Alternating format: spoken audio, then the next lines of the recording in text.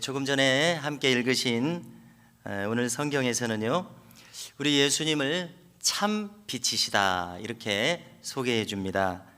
자, 여러분들께서 캄캄한 방에 들어가신다면요, 맨 처음 하는 일은 무엇입니까? 벽을 더듬어서 벽에 있는 전등 스위치를 켜는 일입니다. 그러면은 스위치를 켜는 순간 칠흑같이 어두웠다고 할지라도 순간에 놀랍게도 온 방이 환해집니다. 이처럼 빛이 오면 어둠은 물러가게 되어 있는 줄로 믿습니다. 이것이 하나님께서 정하신 만물의 법칙이요, 또 우리 영혼의 법칙이기도 합니다. 참 빛인 이 예수님께서 오시면 이 세상의 어둠은 물러가도록 하나님께서 만드셨습니다. 예수님께서는 우리들에게 참 빛이 되어주시기 위해서 이 세상에 오신 것을 믿으시기 바랍니다. 그래서 그분께서 오셨을 때에 이 세상의 어둠이 이미 물러갔고 또 물러갈 것입니다. 내 안의 어둠이 물러갔고 또 이 어둠을 물리치실 것입니다. 우리의 가정과 또 교회, 사회에 있는 모든 어둠들을 물리치시기 위해서 예수님께서는 오셨습니다. 자, 그런데요, 오늘 말씀을 보니까 오늘 말씀 앞에 읽지 않았습니다마는 요한복음 1장 5절을 보니까 이렇게 말합니다.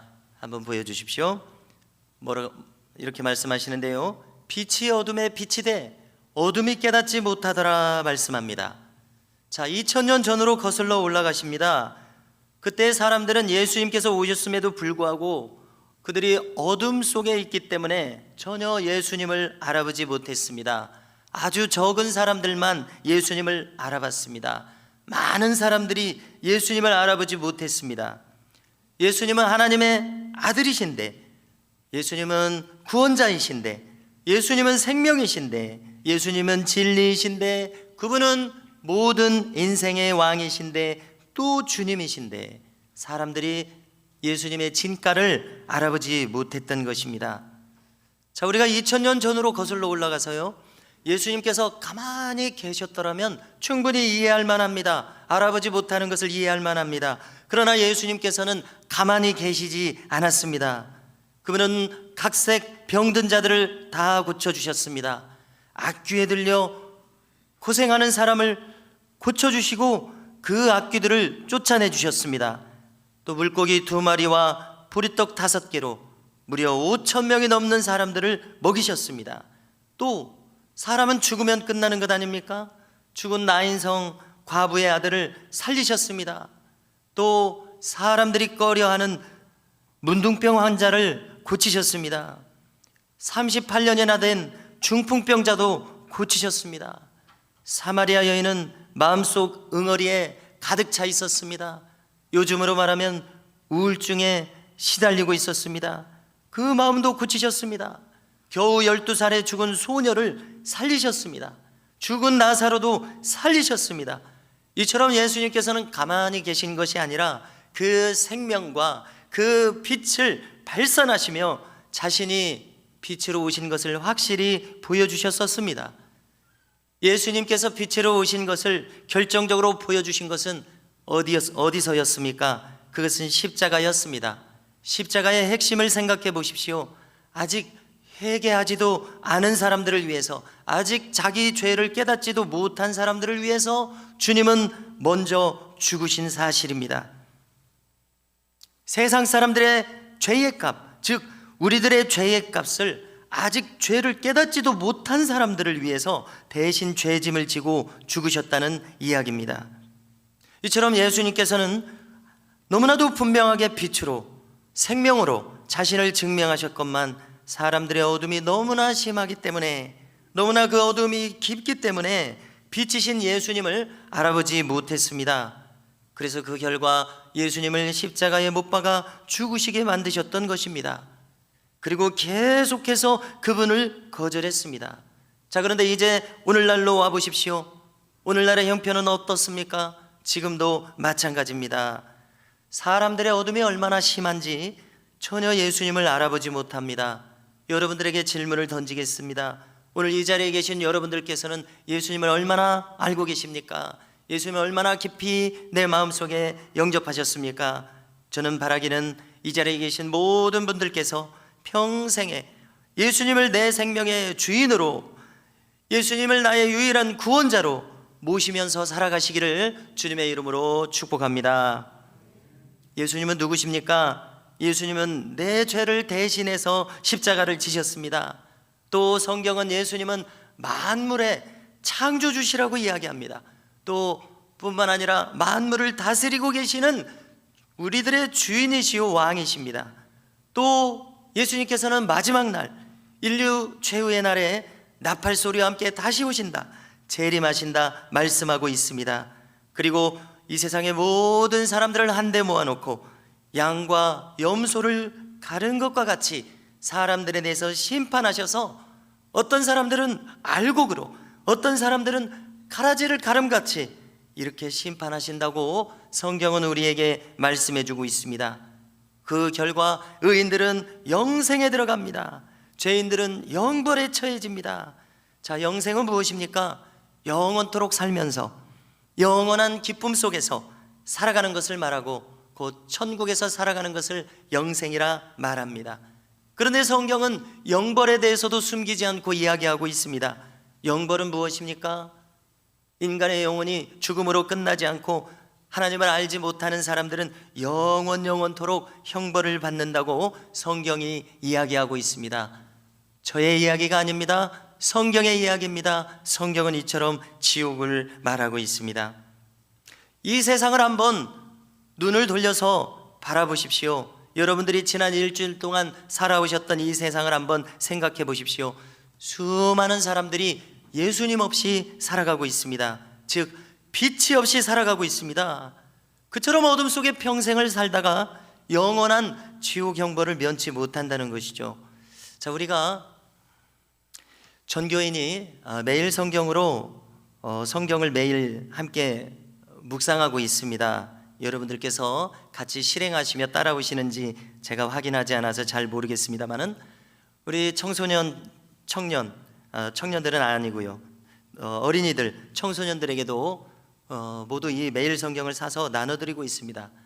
지금 이번 주에 보니까 1, 2월호가 교회에 와 있어요. 그런데 이제 학년이 올라가기 때문에 올라가는 학년에 맞게 우리 선생님들께서 교육자실에서 챙겨서 나눠주시기 바랍니다. 청년들, 장년들 모두 같은 본문으로 매일매일 새벽에 설교를 듣고 있습니다. 자, 지난주와 이번 주는 요한일서를 보았었습니다. 자, 그런데 새벽에 말씀을 나누는 중에 나온 한 가지 내용이 있는데요, 여러분들 기억하시는지 모르겠습니다. 이런 내용이 나왔는데요, 자, 어떻게 살면 지옥에 가겠는지, 또 어떻게 살면 천국에 가겠는지, 이것을 한번 생각해 봤었습니다. 여러분들도 같이 지금 한번 생각해 보십시오. 사람이 어떻게 살면 지옥에 가겠습니까? 제가 생각해 보니까 가만히 있으면 지옥에 갑니다. 자기 생각이 흘러가는 대로, 내가 사라지는 대로 그대로 흘러가면 어느새 나도 모르게 지옥에 와 있더라는 것입니다. 자, 그런데 반대로 천국에 가는 것은 어떻게 살 때 갈 수 있겠습니까? 제가 생각해 보니까요, 천국에 가는 것은 결코 쉽지 않습니다. 엄청난 노력을 필요로 합니다. 왜냐하면요, 항상 예수님을 찾으면서 살아야 됩니다. 그런데 인간의 본성으로는 저절로 예수님이 찾아지지가 않는다는 말이죠. 항상 예배를 드려야 됩니다. 성경은 우리가 항상 기도함으로써 신앙을 유지할 수 있다고 이야기합니다. 또 항상 천국의 선한 일을 힘써야 한다고 성경은 이야기하고 있습니다. 항상 죄와 싸워야 한다고 이야기하고 있습니다. 악한 생각은 나도 모르게 내 안에서 저절로 일어납니다. 그런 생각들과 싸워야 합니다. 그러니 천국에 들어가는 것이 어찌 쉽다고 하겠느냐는 것이죠. 이 세상 사람들을 다시 한번 바라보건대 수많은 사람들이 아무 생각 없이 지옥으로 저절로 걸어가고 있습니다. 가만히 있으면 저절로 걸어가집니다. 그러나 천국 백성은 어떻게 살아가는 사람들입니까? 방금 설명을 들으셨을 때 천국 백성은 어떻게 살아가는 사람들입니까? 그 거센 흐름을 거슬러서 예수님을 따라가는 사람들입니다. 그러므로 천국에 들어가는 것이 훨씬 더 어렵다는 결론을 우리는 가지게 됩니다.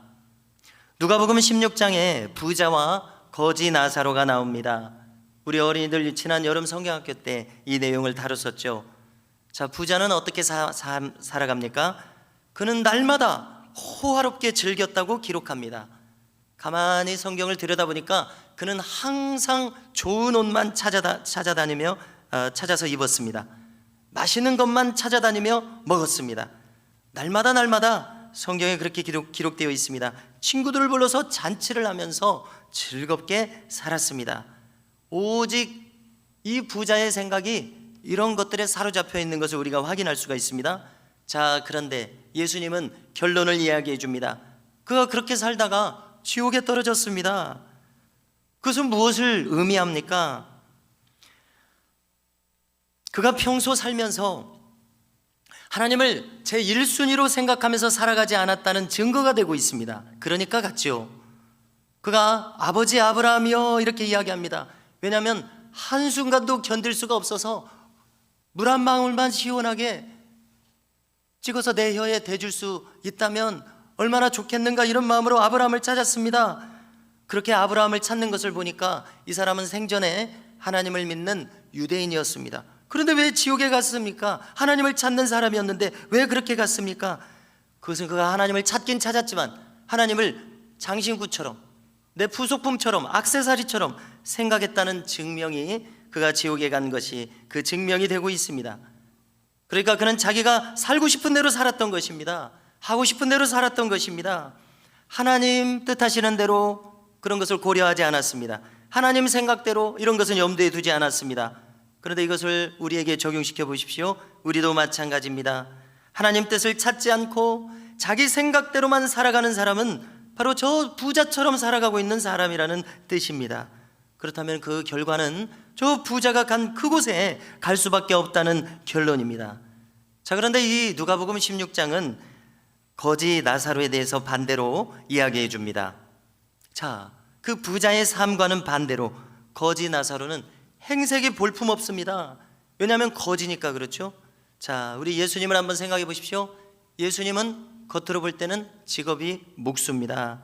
사람들이 그렇게 예나 지금이나 그렇게 높이 쳐주지 않는 직업입니다. 대단하다고 말해주지 않는 직업입니다. 자, 그런데 여기에 비밀이 있습니다. 천국 백성은요, 직업이 문제가 아니라는 것입니다. 그러면 무엇이 문제입니까? 그 마음이 문제입니다. 예수님은 목수셨지만 예수님의 마음을 한번 성경을 통해서 들여다보십시오. 예수님은 하나님으로 가득 차 있으신 그 마음을 가지셨습니다. 마찬가지로 나사로도 그는 거지로 살아갔습니다. 그러나 그 마음이 하나님으로 가득 차 있었습니다. 왜냐? 그가 죽어서 천국에 갔다는 것이 바로 그 증명입니다. 마음에 하나님으로 가득 차 있었다는 증명입니다. 예수님은 말씀합니다. 그가 죽을 때에 천사들에게 받들려서 천국에 갔다고 이야기합니다. 자, 혹시 믿어지지 않으시더라도 내 눈에 보이지 않는 천사가 어디 있단 말인가? 예수님의 말씀이니까 믿으시기 바랍니다. 자, 돌아가신 사랑의 교회 옥하는 목사님이 유명하셨죠.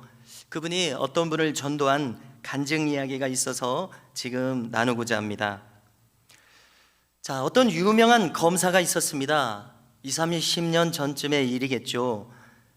그런데 그 검사가 죽음을 앞두고 있었습니다. 왜냐하면 암에 걸려서 이제 죽음을 앞두고 있는 그런 시간이었습니다. 그런데 이 아버지를 안타깝게 여긴 딸이 요청을 하는 겁니다. 저희 아버지가 이렇게 병상에 누워 있는데 목사님께서 방문하셔서 한번 복음을 좀 전해주시면 좋겠습니다. 저희 아버지가 이대로 돌아가시는 것을 제가 이렇게 가만히 두고 볼 수가 없습니다. 이렇게 신방을 요청한 것입니다. 그래서 이제 찾아갔습니다. 그런데 그 검사분은 평소에 종교 담당을 하시는 분이었습니다. 재판 그 과목이 종교 담당이었습니다. 그래서 그분은 평생 교회의 비리를 자세히 들여다볼 수가 있었습니다. 그래서 그분은 어떤 결론을 가지게 됐냐면 교회 지도자들에 대해서 불신으로 가득하게 됐습니다. 그래서 목사님, 장로님, 교회 직분자들을 아주 사람으로 보지 않는 그런 분이었습니다. 왜냐하면 그런 분들만 접했기 때문에 그랬겠죠. 자, 그런데 목사님께서 고린도후서 5장 15절 이하를 이제 읽어주시게 되었을 뿐인데 그 성경을 듣고서 그분이 그 자리에서 눈물을 흘리면서 예수님을 믿는 일이 생겼습니다. 자, 그 성경 구절을 제가 적어왔는데요, 읽어드리겠습니다. 고린도후서 5장 15절 17절입니다. 그가 모든 사람을 대신하여 죽으심은 살아있는 자들로 하여금 다시는 그들 자신을 위하여 살지 않고 오직 그들을 대신하여 죽었다가 다시 살아나신 이를 위하여 살게 하려 함이라. 그리고 17절로 가서요, 그런즉 누구든지 그리스도 안에 있으면 새로운 피조물이라. 이전 것은 지나갔으니 보라 새 것이 되었도다. 이런 내용입니다. 그런데 놀랍게도 하나님께서 그 마음에 역사하시려고 하니까 이 평범한 성경을 듣고서 이분은 그 순간 무엇을 깨달았냐면요, 본문은 됐습니다. 자기가 평생 자기 자신만을 위하여 살았다는 사실을 아무리 생각해도 부인할 수 없었습니다. 그런데 지금 죽음을 앞두고 있지 않습니까? 그래서 눈물이 주르르 흐르는 거예요. 인생 전체를 이 말씀에 비추어 보니까 후회만 남는 거예요. 그 모습을 바라보던 목사님이 권면을 합니다. 예수님을 영접하시겠습니까? 그러겠습니다. 그래서 예수님을 영접하는 기도를 했다는 것입니다. 자, 그 이후에 이분의 경험이 참 놀랐습니다. 그분은 이제 그 지위가 높은 검사였기 때문에 병문안 오는 분들이 다 검사, 판사 이런 분들이었습니다. 변호사. 그래서 동료들, 후배, 검사들이 오게 되면 다른 말은 할 말이 없고 예수님을 믿으라고 계속해서 전도를 했던 것입니다. 그런데 이제 병세는 계속 위중해져요. 그래서 나중에는 목소리가 나오지 않는 겁니다. 그래서 아들에게 큰 종이에다가 써놓으라고 하는 겁니다. 예수 믿으시오. 큰 종이에다 써서 붙이라고 하는 겁니다. 목소리가 안 나오니까요. 그래서 찾아오는 사람마다 손가락으로 저 종이를 가리키면서 전도를 하는 겁니다. 자, 이제 이분의 생명이 다하여 돌아가시는 날이 되었습니다. 아들이 둘이 있었는데요, 한 아들은 이제 점수를 맞춰서 연세대학교에 간 겁니다. 연세대학교의 신학과가 그래도 비교적 이제 점수가 낮거든요. 그러니까 거기 이제 들어간 것입니다. 점수에 맞춰서요. 그런데 이 아들이 이 아버지의 돌아가시는 그 순간의 장면을 설명하는 겁니다. 그날 아버지가 돌아가시는 순간 아주 이상한 빛이 온 평상에 가득했다, 이렇게 이야기를 합니다. 저는 이 간증을 들었을 때에 그날 천사는 눈에 아마 보이지 않았었겠지만은 이상한 빛이란 그 방에 천사가 그 영혼을 데리러 오셨기 때문에 뭔가 이 보이는 물질 세계에 그런 현상이 나타나지 않았나, 이렇게 생각을 하게 됩니다. 천사에 받들려 하나님 나라 천국에 올려가는 증명이라는 생각을 제가 하게 된 것이죠. 자, 왜 그러냐면 예수님께서 믿는 자의 운명하는 장면이 조금 전에 나사로가 그렇게 들려 올라갔다고 하셨으니까 우리가 예수님 말씀 믿어야 하지 않습니까? 그래서 그렇게 믿어졌습니다. 자, 그 이후에 이 신비로운 경험을 한 다음에 그 점수에 맞춰서 신학과에 들어간 그 아들의 삶이 달라졌습니다.